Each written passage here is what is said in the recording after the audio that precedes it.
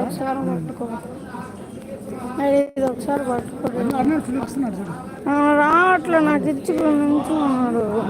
చెప్పి నేను వేసినాను చెప్పేస్తాను. చూస్తా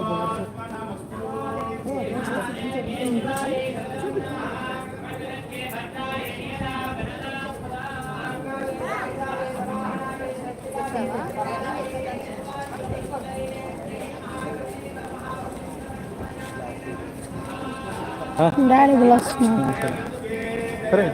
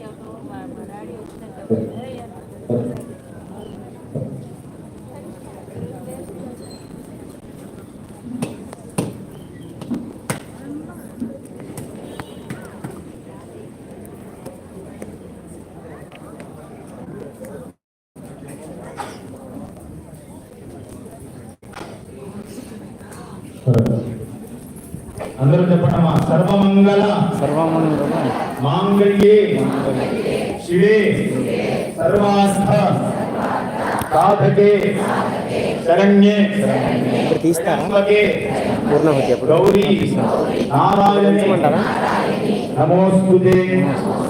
ఉంచుకుంటే ఉంచండి. మీ అందరికీ చేసుకొని అమ్మవారి వరి కార్యక్రమం జరిగే లోపల ఇదే ఈ మధ్య అమ్మవారి పుణ్యక్షేత్రమైన కామాఖ్య తెలుసా? తెలుసమ్మా కామాఖ్యకి? కామాఖ్య గౌరవ తెలుసా? తెలిసిన వాళ్ళందరూ ఒకసారి చేయబెట్టండి. దయచేస్తారు ఎంతమంది తెలుసు వెళ్ళొచ్చు అక్కడికి. ఎవరి కోసమే కాదు మా కోసమే. అప్పుడు మాకు వ్యతిరేకం కలుగుతుంటుంది. జనాలు దూరంగా ఉండాలి, జనాలతో మాట్లాడకూడదు, మనం ఏదో అమ్మవారు తెలుసుకోవాలని ఒక కొత్త పిచ్చి ఉంటుంది. దాంతో నేను ఎవరితో కూడా కొంతమందితోనే మాట్లాడుతుంటా తప్ప మిగతా నాకు మాట్లాడతాను. ఇక్కడికి వెళ్ళాను, జపం చేసుకుంటున్నాను ఒక 4 రోజులు పోయి